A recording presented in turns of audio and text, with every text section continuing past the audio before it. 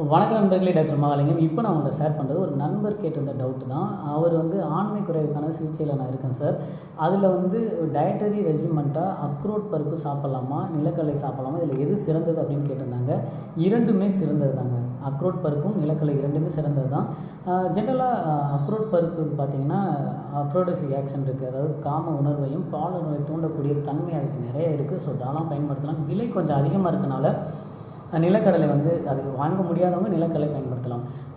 அதாவது அக்ரோட் பருப்பு பொறுத்தளவு அதில் நல்ல ஒரு லாக்ஸேட்டிவ், தென் நல்ல ஒரு டானிக்காக இருக்கனால நம்மளோட உடல் தேர்ச்சியாக இருக்கனால ரொம்ப டயர்டாக இருக்கவங்க, ரொம்ப சோம்பலாக இருக்கிறவங்க, தென் பெர்ஃபார்மன்ஸ் ரொம்ப பண்ணுறதுக்கு சிரமப்படுறவங்களாம் தாராளமாக இந்த அக்ரோட்டை எடுத்துக்கலாம்.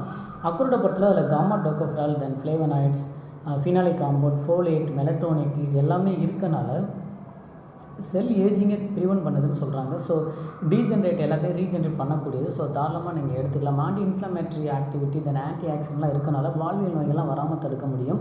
உதாரணத்துக்கு சொல்ல போனால் சக்கரை நோய், ரத்த கொதிப்பு, இருதய நோய்கள், இந்த மாதிரி நோய் நிலைகளில் இதனால் பாதிக்கப்பட்டவர்களாம் கூட தாராளமாக அக்ரோட் பருப்பை நீங்கள் எடுத்துக்கலாம். உங்கள் மருத்துவரின் அறிவுரைப்படி எந்த அளவு எடுக்கணுங்கிறத கேட்டு எடுத்துக்கலாம். ஆண்மை பெருக்கியாகவும் நீங்கள் எடுத்துக்கலாம்.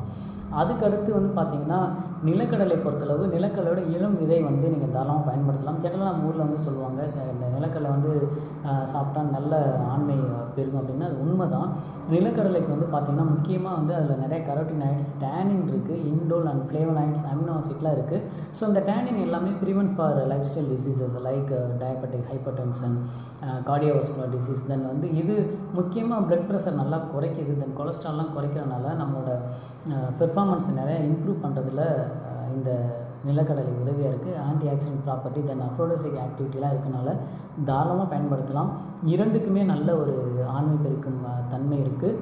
விலை அதிகங்கிற காரணத்தினால அக்ரோட் பருப்பை சாப்பிட முடியாதவங்க தாராளமாக நிலக்கடலை சாப்பிடலாம். நிலக்கடலை பொறுத்தளவு ஒரு சின்ன நோடு தான். இப்போ ஜென்ரலாக நீங்கள் சித்தா மருந்துகள்லாம் சாப்பிட்றீங்கன்னா நிலக்கடலை நம்ம பத்திய உணவில் சொல்லுவாங்க சில மருந்துகளுக்கு மட்டும். ஏன்னா அது நிறையா வாயுவை பெருக்கும் தன்மை உடையனால வயிறு சம்மந்தமான தொந்தரவில் இருக்கவங்க, ஒரு கேஸ்ட்ரைட்டிஸ் உள்ளவங்க, தென் நாள்பட ஐபிஎஸ் தொந்தரவு உள்ளவங்க, இவங்க எல்லாமே கொஞ்சம் கவனமாக எடுத்துக்கிறது நல்லது. பயன்படுத்தி பயன்பெறுங்கள். நன்றி நண்பர்களே.